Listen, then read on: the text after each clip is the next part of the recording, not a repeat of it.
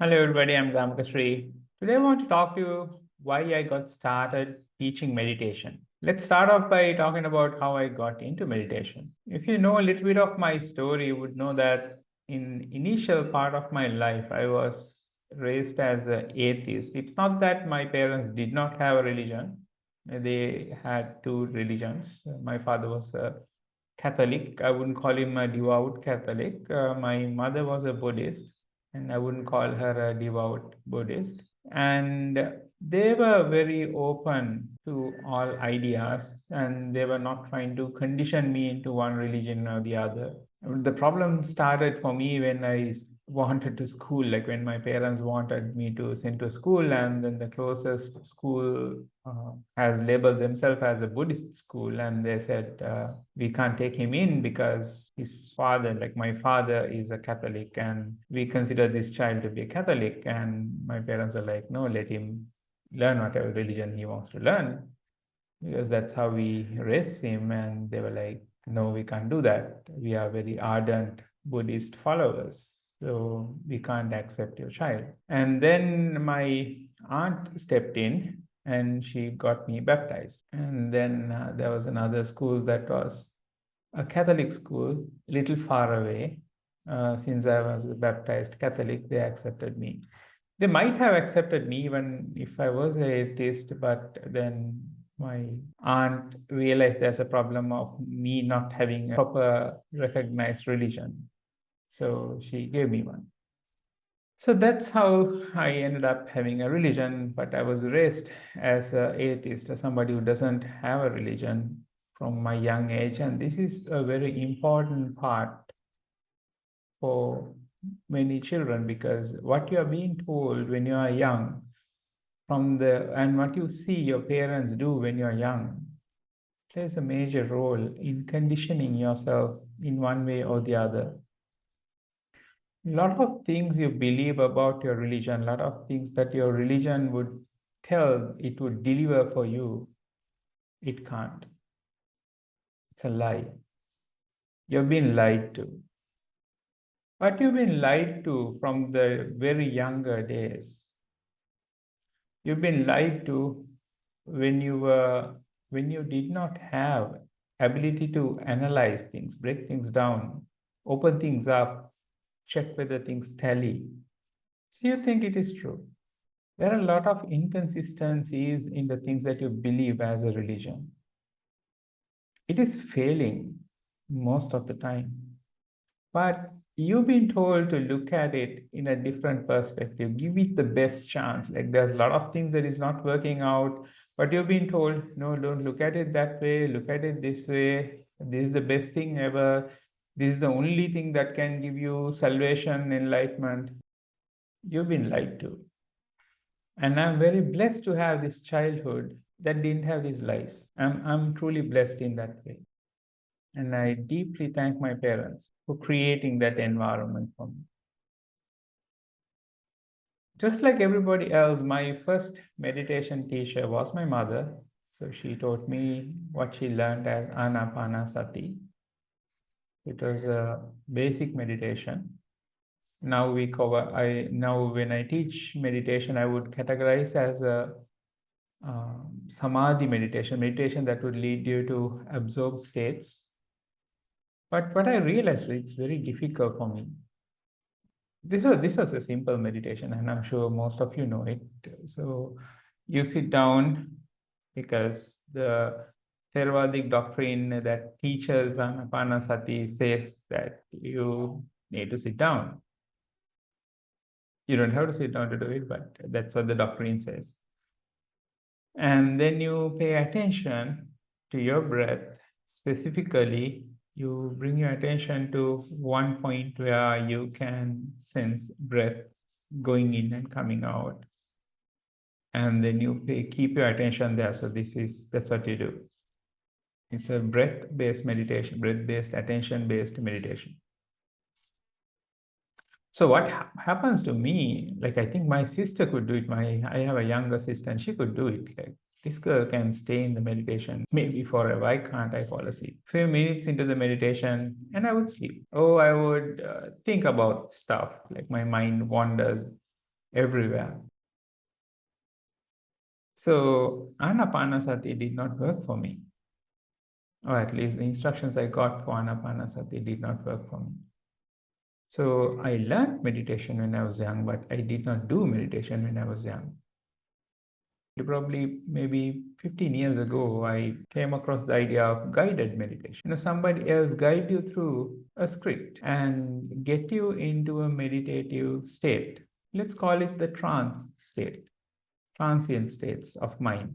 Not your regular wondering what should I do now, whether the world exists tomorrow, what should I do about this problem state. Rather, you would come to some sort of a tranquil mind, a little bit of joy, a little bit of bliss, maybe a lot of bliss, depend on your practitioner and you.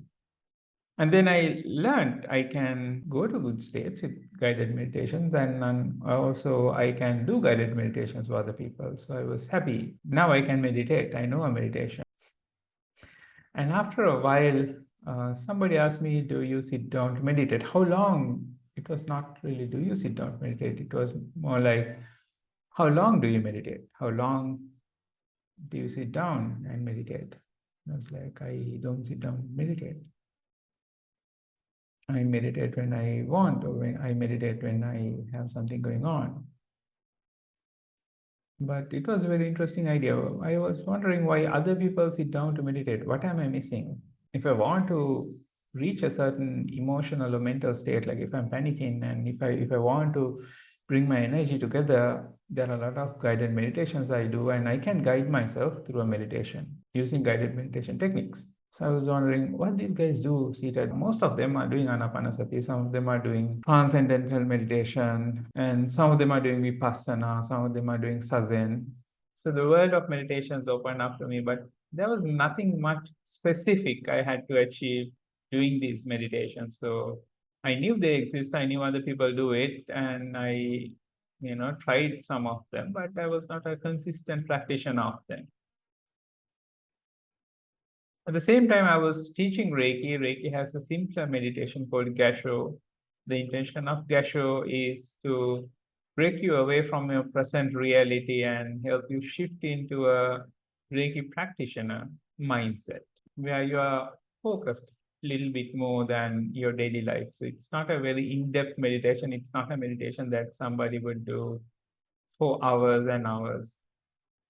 It's a meditation that you would do for maybe 2 to 5 minutes, and then you would start your Reiki treatment. So then I noticed some people, even though they do the traditional Gesho I teach them, they would still struggle to focus their energies. So I had to experiment. How do I help them do a better Gesho meditation? How do I help them bring their energies together? I experimented on myself, I experimented on others, and then a knowledge started acquiring for me. But it's all focused on Reiki and Gesho. I did not realize I was creating a knowledge base on how to get everybody to reach Samadhi. I did not realize that was not the intention. Intention was to get my students do a very good Reiki session. So this is where I take a lot of pride on the fact that all my students can do really good Reiki treatments. The secret lies in your ability to focus, your ability to do Gasho or any related meditation that helps you sense energy better. So my focus was to help them sense energy better.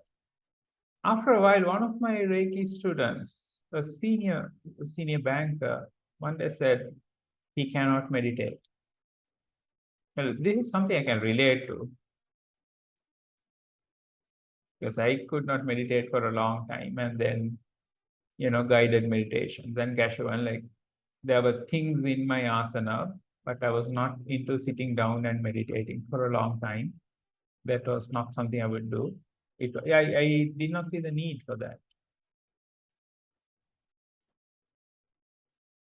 So I asked him, have you tried? Have you gone to other teachers? Have you learned from other people how to meditate? Because I knew there were a lot of trainings out there.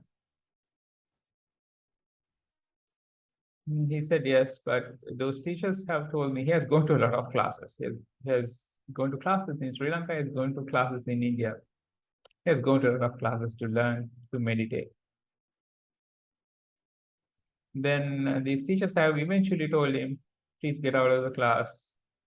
You are not a person who can meditate. And that took me by surprise. I did not know there are people who cannot meditate. I knew there are techniques that doesn't work for some people, but I did not know there are people who cannot meditate. And I felt that was a flawed logic that almost sound like, I don't know how to teach you. Instead of admitting the teacher's fault, the teacher was putting it on the students and saying, you are not learnable student. Not that I am an incapable teacher. So these were like, there's in NLP or neuro-linguistic programming, one of the favorite subjects on earth for me. It says, there are no resistive clients or resisting patients. There are incompetent therapists. And I translate this directly to teaching. There are no difficult students. There are incompetent teachers. So if a teacher says, you are not good at learning this, what that teacher actually saying is, I'm so incompetent, I don't know how to teach you. But unfortunately, when an authority figure tells you something, it goes into you as a truth. And that's how you've been conditioned from your younger age with all false truths from culture and religion. You've been conditioned into that. They're not true, but you're conditioned into believing they're true. So this student of mine, very kind, nice person, was believing he can't meditate. Because all the teachers he met thus far has told him, you can't meditate. Now he's a Reiki student. He has also learned NLP with JayaShri Maathaa, my teacher. So I knew the kind of things he can do. So I told him, okay, I did not give him a guided meditation. I gave him basic instructions to meditate by himself. I'm not a big fan of guided meditations for a longer term practice. Guided meditations have its place when it comes to meditations, but I believe for longer term practice, you need to be in control. So I gave him basic guidance on a specific meditation. I would now, since I've been experimenting on Gasho and how to get people into this centered states fast, because that's what I want to do with Gasho. I want people centered so that they can sense energy better. So I had a lot of knowledge on that. So I gave him some basic guidance. And within about 3 minutes, he went to a really deep samadhi states.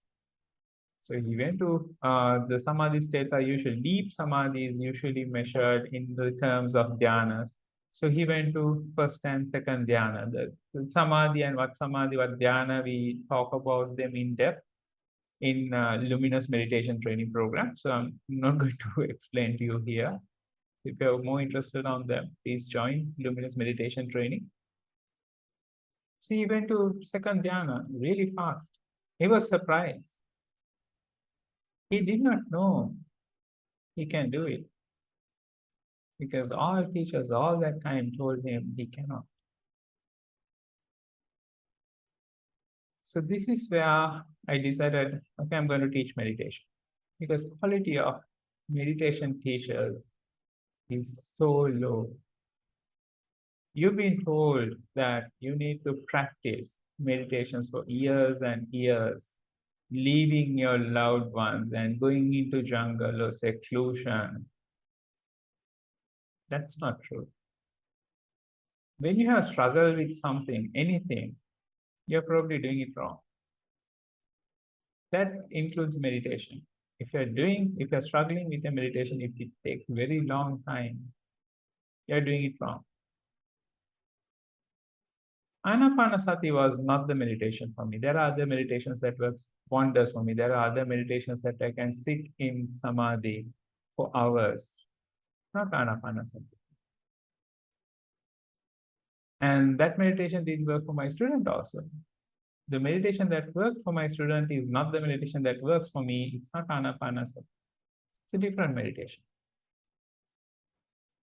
Based on who you are, there's a meditation that will take you to samadhi state very fast. If your teacher only knows one meditation or two meditations, they would teach them to you. If it works for them, they would expect it to work for you also. This is being meditatively illiterate. Don't learn meditation from meditatively illiterate people. They would make you illiterate. They would make you feel incompetent. You can go into deep samadhi states very fast if you meditate in the way that is suitable to you. So this is the creation of luminous meditations. So luminous meditations is a 4-session training. Each sessions would run for 2 hours. Meditations is something that you practice. So you need to practice daily. You need to set out time daily to practice. It's not enough to do meditations in the class. We'll be covering a certain segment of meditations. So I would start off with a meditation that works for all of you. I don't do anapanasati. If anapanasati works for you, you go to deep trance. You are blessed. So I don't cover that. I cover other meditations that works for a lot of people, and then I work through that so that throughout the class, the first 3 days, you would find the meditation that works for you. You would learn how to enhance that, how to go to those states faster, and also how to make those states deeper. We would also talk about functioning samadhi, and then in luminous meditation, depending on the class, we might do 1 or 2 advanced meditations. It's up to you. It's up to the progress you make. My interest in luminous meditation is to help you reach the second dhyana state. Second dhyana state is very important because it is really helpful if you are into enlightenment or any other mind-based achievement like psychic powers, etc.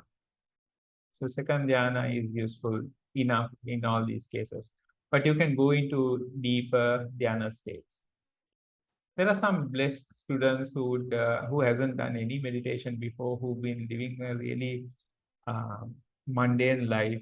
They would join the class, learn the first meditation, and go into the 9th dhyana in the first meditation. I have at least 2 students who achieved that.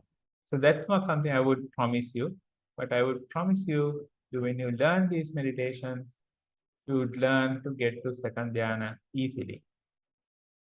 If you persist and practice through, you would be able to go to deeper dhyanas. If you're interested, if that is what you want to do. If you are interested in other things like enlightenment, then there are other things you can do. Spiritual enlightenment is also another thing I'm very interested on. This is why I created a separate training program, Secular Enlightenment. So it had, over the time, it had many different names: Awakening, Central Meditation. But now the current name I use for it is Secular Enlightenment. I wanted to emphasize the fact that you don't have to change your religion. You don't have to be religious, for that matter, to be enlightened.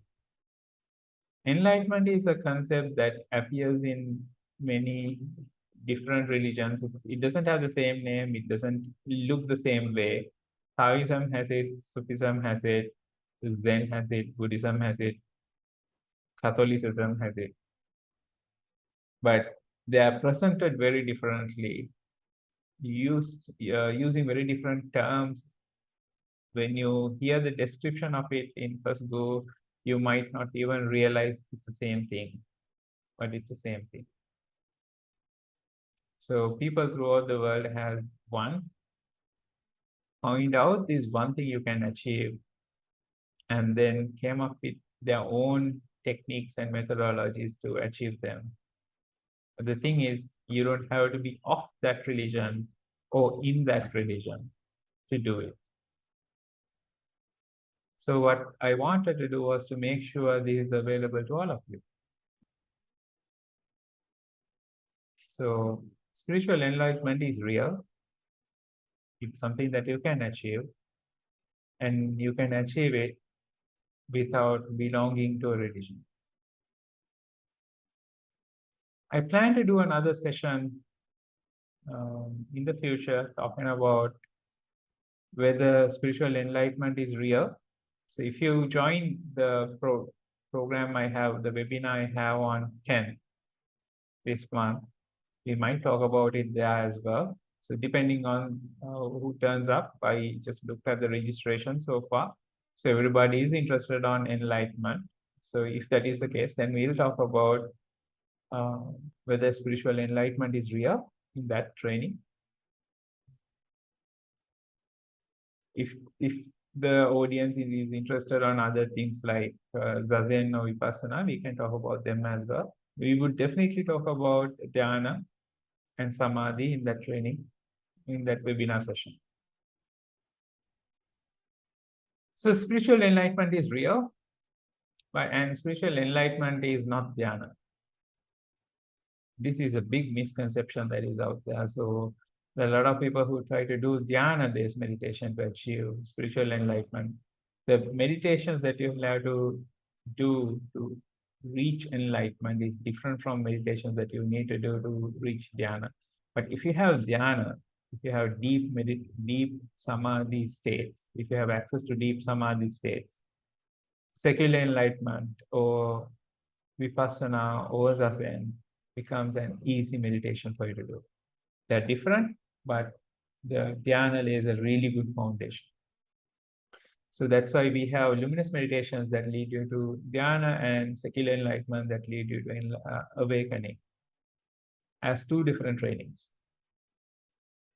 And of course, I would offer Sazen as a separate practice and Vipassana as a separate practice. Sazen and Vipassana also leads to awakening.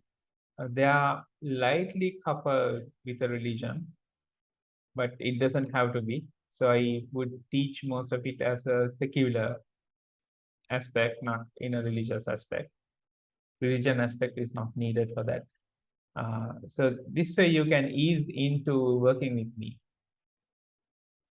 However, I would highly recommend secular enlightenment over Sazen or Vipassana as the awakening path, because there's a lot that you can do to reach your awakening, and that lot that I can teach you towards awakening that I will not teach in Sazen or Vipassana classes. In Sazen and Vipassana, I would stick with the original practice as much as I can. So other things that is coming from other practices, I would not incorporate in Sazen and Vipassana, but the lessons from Sazen, lessons from Vipassana, lessons from Theravadic, Mahayanic, Vajrayanic Buddhisms, lessons from Catholicism and enlightenment in Catholicism that they call being one with the God, and lessons from Sufis that they say, okay, the God is also not real, but you are the only real thing. Be you fully. So all ideas and practices from these spiritual practices, not religion, spiritual practices, are incorporated in secular enlightenment. So if you are into enlightenment, I would highly suggest and recommend you getting into secular enlightenment training. But if you really feel like, okay, no, I need to know Vipassana, I need to know Sazen, I do offer those classes as well. So those are 4 things that I do, and we will talking about some of these things in depth in September 10th program, and I would put links to registration form in the video description. Look forward to see all of you there. I'm GamakaShri, a meditation teacher. JayaShri, JayaShri, JayaShri.